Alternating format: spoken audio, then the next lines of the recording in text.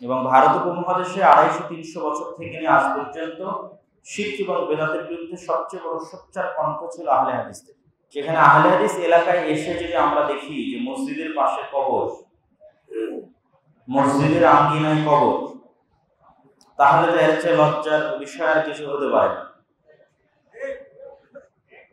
তো আমি মনে করি যে অত্র এলাকার যারা সচেতন মানুষ আছেন, যারা সচেতন দায়িত্বশীল আছেন, যদিও আমরা বিশ্বাস করি যে এই মসজিদ কবর কেন্দ্রিক গড়ে ওঠেনি, কিন্তু মসজিদের পাশে কবর দিতে হবে এই টেন্ডেন্সিও এক প্রকার শিরকি টেন্ডেন্সি, চিন্তা ভাবনা, এবং এখান থেকেই শিরকের সূচনা হয়, শিরকের যাত্রাটা শুরু হয়। আজকে আপনি মনে করছেন আমার আকীদা অনেক ভালো, আমি হয়তো শিরক করব না, 2 দিন পর কে এই কবরকে কেন্দ্র করে মাজার বানিয়ে এই মসজিদকে মাজারে পরিণত করবে তার কোনো গ্যারেন্টি আছে? গ্যারেন্টি। এই জন্য কবরকে কবরস্থানেই রেখে আসতে হবে, আর মসজিদকে কবর থেকে হাজার হাজার মাইল দূরে রাখতে হবে, যেন কোনোদিনই স্বপ্নেও কল্পনাতেও কবরকে কেন্দ্র করে ইবাদতের চিন্তা মানুষের মাথায় না আসে।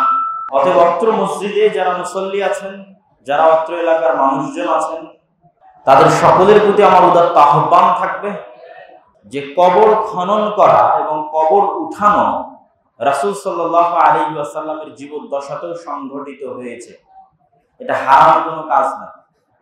মসজিদে নববী যেই জায়গার উপর তৈরি হয়েছে ওই জায়গায় কবরস্থান ছিল জাহিলি যুগে। রাসূলুল্লাহ সাল্লাল্লাহু আলাইহি ওয়াসাল্লাম মসজিদে নববীর কাজ শুরু করার আগে সাহাবীদেরকে বহু গভীর পর্যন্ত গর্ত খুঁড়ে দেখতে বলেছেন কোথাও কোনো লাশের হাড় হুড্ডি খুঁজে পাওয়া যায় কিনা। সাহাবীরা সেটি খনন করে যা হাড় হুড্ডি, লাশের গলিত পচে যাওয়া অংশ পেয়েছেন সেগুলো উঠিয়ে কবরস্থানে দাফন করা হয়েছে, তারপরে সেটির উপর মসজিদ প্রতিষ্ঠিত হয়েছে। অতএব আপনাদের জরুরি কর্তব্য হচ্ছে মসজিদের নিকট থেকে কবর সরানো এবং ভবিষ্যতে মসজিদকে কেন্দ্র করে কবর না দেওয়া। এবং কেউ যদি মনে করে মসজিদের পাশে কবর দিলে চুল পরিমাণ, ন্যূনতম পরিমাণ তার কবরে উপকার হবে, তাহলে সে মুশরিক।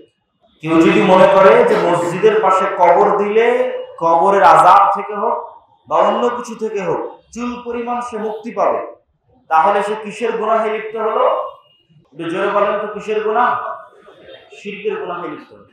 আপনারা শায়েখ আব্দুর রাজ্জাক বিন ইউসুফের বক্তব্য শুনেছেন যে কাবা ঘরের নিচেও যদি ঢুকিয়ে দেওয়া হয় তবুও মানুষের বিচার হবে তার আমলের ভিত্তিতে, কবর কোথায় হয়েছে তার ভিত্তিতে না। আমাদের দেশের মানুষ শাহজালাল রাহিমাহুল্লাহর কবরের পাশে কবর কিনে লক্ষ লক্ষ কোটি কোটি টাকা দিয়ে। এটি ভ্রান্ত আকীদার প্রমাণ যে একজন বড় ব্যক্তির কবরের পাশে কবর কিনতে হবে। কাবা ঘরের পাশে কবর দিলেও কোনো লাভ নাই। আল্লাহ সুবহানাহু ওয়া তাআলা বিচার করবেন মানুষের অন্তর দিয়ে, বিচার করবেন মানুষের আমল দিয়ে।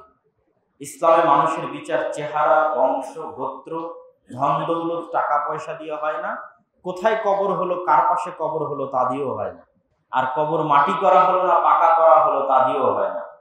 এই জন্য আলী রাদিয়াল্লাহু তাআলা আনহুর যে হাদিস আপনারা জানেন যে উঁচু কবর ভেঙে গুড়িয়ে দিতে হবে এবং মূর্তি ভেঙে গুড়িয়ে দিতে হবে। অতএব এই মসজিদের পাশে কোনো কবর রাখা যাবে না এবং ভবিষ্যতে এই মসজিদকে কেন্দ্র করে নতুন কোনো কবর দেওয়া যাবে না। এবং এই বিষয় নিয়ে আপনাদের মধ্যে যেন কোনো মতভেদ, কোনো মতদ্বন্দ্ব এবং কোনো মতবিরোধ তৈরি না হয়।